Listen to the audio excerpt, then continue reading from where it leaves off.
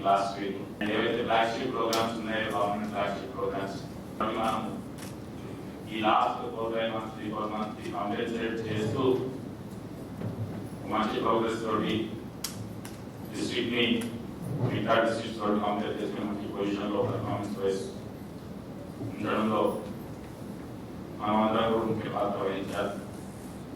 So ఈ రోజు Mahabubnagar assembly constituency works గురించి discussion, review, guidance, doubts clarification ఇవన్నీ కూడా ఈ సభలో ఈ మీటింగ్ ద్వారా ఇవ్వడం జరుగుతుంది. సో మీరందరూ కూడా ఎవరైతే కన్సర్న్ అగ్రిగేట్ లెవెల్లో ఉన్న ఆఫీసర్స్, మనము ఈ జిల్లాలో 490 స్కూల్స్ ని ఫస్ట్ ఫేజ్ లో, సుమారుగా 380 స్కూల్స్ ని సెకండ్ ఫేజ్ లో టేకప్ చేయడం జరిగింది.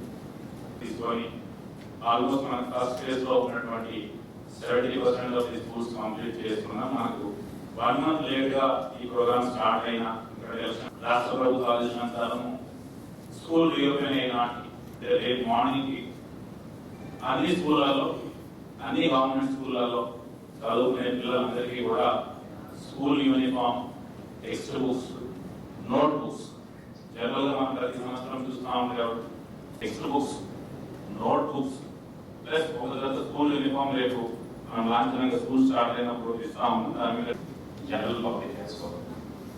So I would like to request MLA గారు to give his opening remarks, then we will go.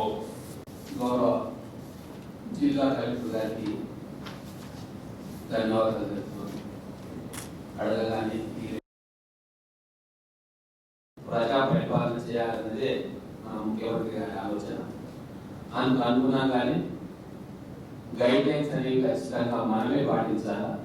మనం అతిక్రమిస్తే కింద అందరూ కూడా అతిక్రమిస్తారని ఒక గైడింగ్ ప్రిన్సిపల్ తోటి ప్రభుత్వం ముందుకు పోతా ఉంది.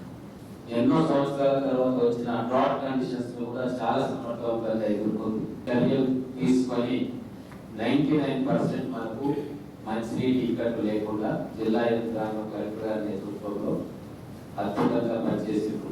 జిల్లా ప్రజల తరఫున, నియోజకవర్గ తరఫున అధికార యంత్రాంగానికి, కలెక్టర్ గారికి మరొకసారి థ్యాంక్స్ చెప్తాము. అందరూ కూడా కరెక్ట్ గా మంచిగా ఆర్గనైజ్ చేసి ఆ పిల్లలకు మోటివేషన్ ఇచ్చి కొత్త టెక్నాలజీని వాళ్ళకి అందించడంలో ప్రముఖమైన పాత్ర పోషించారు.